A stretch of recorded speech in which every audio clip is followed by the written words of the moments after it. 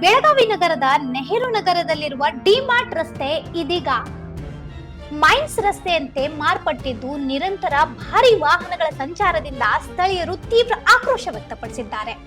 ಪ್ರತಿದಿನ ಬೆಳಗ್ಗೆ 8 ಗಂಟೆಯಿಂದ ಡಿಮಾರ್ಟ್ ತಿರುವಿನ ಭಾಗದಲ್ಲಿ 50ರಿಂದ 60ಕ್ಕೂ ಹೆಚ್ಚು ಜಲ್ಲಿ, ಕಲ್ಲು, ಮರಳು, ಇಟ್ಟಿಗೆ ಹಾಗೂ ಮಣ್ಣು ತುಂಬಿದ ಲಾರಿಗಳು ವೇಗವಾಗಿ ಸಂಚರಿಸುತ್ತಿವೆ. ಇದೇ ಮಾರ್ಗವನ್ನು ಎಪಿಎಂಸಿ ಮಾರುಕಟ್ಟೆಗೆ ತೆರಳುವ ಲಾರಿಗಳು ಬಳಸುತ್ತಿದ್ದು ಮುಂಜಾನೆ 4 ಗಂಟೆಯಿಂದ ರಾತ್ರಿ ತನಕ ವಾಹನ ದಟ್ಟಣೆ ಮುಂದುವರಿಯುತ್ತಿದೆ. ಇದಲ್ಲದೆ ರಾತ್ರಿ ಪೂರ್ತಿ ನೀರಿನ ಟ್ಯಾಂಕರ್ಗಳ ಓಡಾಟವೂ ಹೆಚ್ಚಾಗಿವೆ. ಈ ರಸ್ತೆಯಲ್ಲಿ ಹೃದಯ ಚಿಕಿತ್ಸಾ ವಿಶೇಷ ಆಸ್ಪತ್ರೆ ಹಾಗೂ ಕೇಲಿ ಆಸ್ಪತ್ರೆ ಇರುವುದರಿಂದ ತುರ್ತು ರೋಗಿಗಳನ್ನು ಸಾಗಿಸುವ ಆಂಬ್ಯುಲೆನ್ಸ್ಗಳಿಗೆ ಭಾರಿ ತೊಂದರೆ ಉಂಟಾಗುತ್ತಿದೆ.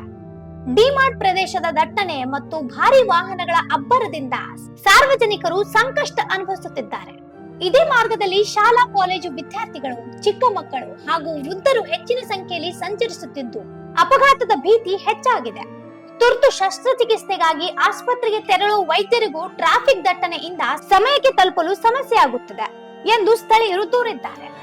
ಭಾರಿ ವಾಹನಗಳ ನಿರಂತರ ಸಂಚಾರದಿಂದ ರಸ್ತೆಯಡಿ ಡ್ರೈನೇಜ್ ಪೈಪ್ಗಳು ಹಾಗೂ ಕುಡಿಯುವ ನೀರಿನ ಪೈಪ್ಗಳು ಒಡೆದು ಹೋಗುತ್ತಿದ್ದು ದುರಸ್ತಿ ಕಾಮಗಾರಿಗಾಗಿ ರಸ್ತೆ ಮರು ಅಗೆಯುವ ಪರಿಸ್ಥಿತಿ ನಿರ್ಮಾಣವಾಗಿದೆ.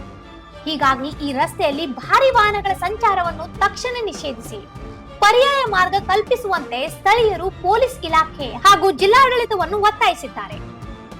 ಬೇಡಿಕೆ ಈಡೇರದಿದ್ದರೆ ಪ್ರತಿಭಟನೆ ನಡೆಸುವುದಾಗಿ ಎಚ್ಚರಿಕೆ ನೀಡಿದ್ದಾರೆ. ಇಂತಹ ಇನ್ನೂ ಅಪ್ಡೇಟ್ಗಳಿಗಾಗಿ ಫಾಲೋ ಮಾಡಿ ವಾಯ್ಸ್ ಆಫ್ ವೆನುಗ್ರಾಮ್ಗೆ.